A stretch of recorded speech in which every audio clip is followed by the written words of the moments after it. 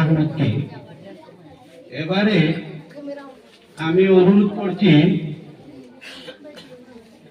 Class 12 এর ছাত্রী নাহিনা আক্তার ফুপিকে আমাদের মাদ্রাসা কমিটির প্রেসিডেন্ট স্যারের উদ্দেশ্যে একটা বক্তব্য পাঠ করার জন্য।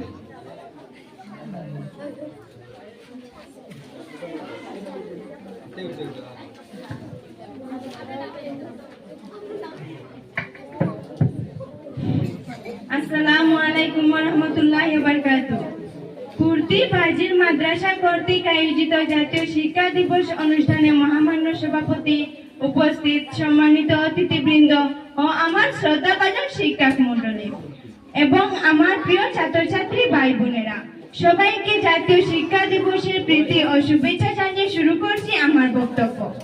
আজকের এই সুন্দর মুহূর্তে আমি যার কথা বলবো তিনি আমাদের অনুপ্রেরণার উৎস, আমাদের মাদ্রাসা প্রেসিডেন্ট জনাব জাকারিয়া হোসেন স্যার। স্যার, আপনি শুধু একজন নেতা নন, আপনি একজন দিশারি। আপনার পরিকল্পনা, আপনার সততা, আপনার উদার মন সবকিছুই আমাদের মনে এক বিশেষ শ্রদ্ধার জায়গা করে নিয়েছে, যা কোনোদিনও আমরা ভুলতে পারবো না স্যার। স্যার, যখনই আমরা কোনো সমস্যায় পড়ি আপনি যেন এক আশ্রয় হয়ে দাঁড়ান। আপনার একটি উৎসাহের বাক্যে আমাদের ক্লান্ত মনকে নতুন করে জাগিয়ে তোলে। আপনার নেতৃত্বে আমাদের মাদ্রাসা আজ পড়াশোনা, খেলাধুলা ও সাংস্কৃতিক অনুষ্ঠান সর্বক্ষেত্রে উজ্জ্বল সাফল্যের অধিকারী। এর সবই সম্ভব হয়েছে আপনার দূরদৃষ্টি, পরিশ্রম ও ভালোবাসার কারণে। আমরা আপনাকে দেখে দেখে শিখেছি সাফল্য আসে কঠোর পরিশ্রমে, নেতৃত্ব মানে সবার পাশে থাকা, আর ভালোবাসা মানে সবাই মিলেমিশে একসাথে এগিয়ে যাওয়া। আজ আমরা সবাই বলতে চাই স্যার, আপনার মতো একজন প্রেসিডেন্ট আমাদের জীবনের এক আশীর্বাদ। আমরা গর্ব করি আমরা আপনার মাদ্রাসার ছাত্র।